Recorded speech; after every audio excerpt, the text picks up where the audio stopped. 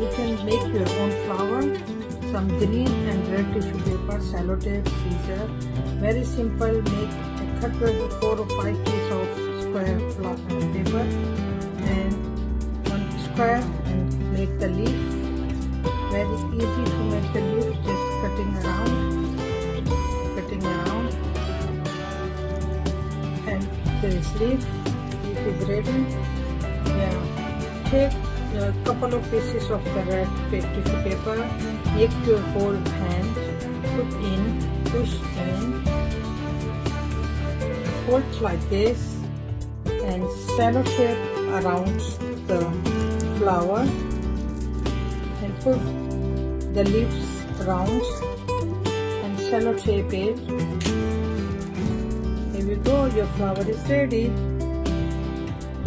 When you're playing and there is no flower on your tree, you can make your own flower and decorate your tree with the flower, nice flower.